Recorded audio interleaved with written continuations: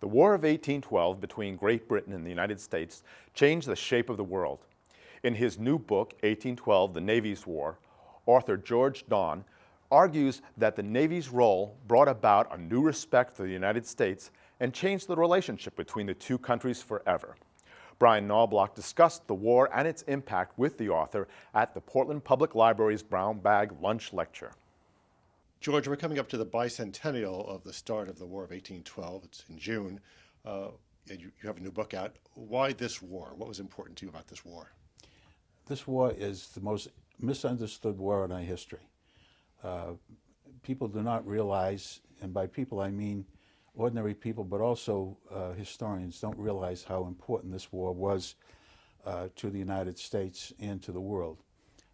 Going into the war, we had a terrible relationship with the British, which obviously resulted in the war. But what people don't realize is that at the end of the war, a new era between these two countries was introduced. And although before the war, we were constantly at odds with the British. After the war, all of our disputes with them got settled peacefully, and we never had a war with them again. And as the 19th century wore on, after our Civil War, the two countries drew closer and closer as Germany got much stronger on the continent. And about 1890, the two countries got even closer as the British were very anxious to make their relationship with the United States closer. And through the 20th century, of course, we were very close, and it was a partnership that saved the world and continues to be the foundation of world peace right now. So the beginning of all of this, of a new relationship with the British, which has meant so much to the world, began as a result of this war. The Navy played a big role in this, according to your research and your book. Let's talk about that for a little bit. The United States Navy had only 20 warships going into this war. The British had 1,000. 700 of them were at sea at all times, and the 300 were being repaired or being built in the shipyards. What this Navy did was, our Navy, our little Navy, in individual ship actions against the British, we won time and time again. We won far more times than they did. So that was one thing that began to change their attitude towards us. Then in 1814, when the war looked very bleak for the United States Navy won a very important fleet action on Lake Champlain against the British. And at the very same time, the Navy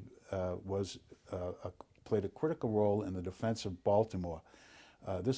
These two events occurred in September 10, 11, 1814, and this changed the whole attitude of the British towards this war and made them seek a peace with us, which came relatively quickly in December. So the Battle of Lake Champlain, the Battle of Baltimore, the Battle of New Orleans helped change the whole British attitude towards the United States, and they decided that friendship was a much wiser policy towards us than a constant antagonism and war after war.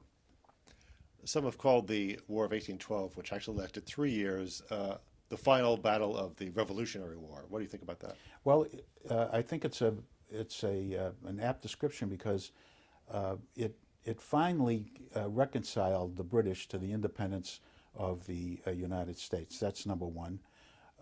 And number two, we fought the war according to our own constitutional principles. We did not invest huge power in the president and the people who fought the war. And the world had never seen a democratic republic like ours meet a crisis of this kind without turning to some form of dictatorship. Well, we didn't do that, and we proved that our constitutional government, the democratic republic, could function. So it was a very important war in establishing our independence in that sense. What did it do internally within the country? Did it unite the country? I know there was divisions about the war during the war itself. This war was the most divisive war in our history, including Vietnam. if you read we were divided between two political parties that really and truly were at war with each other, all during with this war. It never let up, but President Madison never tried to squash the opposition. Free speech reigned throughout this war, but when the British finally decided to end the war, and we won the Battle of New Orleans, and we did so well in Lake Champlain and Baltimore and so on, it changed everybody's attitude. And the people who were against the war, the defeatists like the Federalist Party, they were discredited so much that it was the end of their political power. So we came together in February of 1815 at the end of the war like we had never been united before.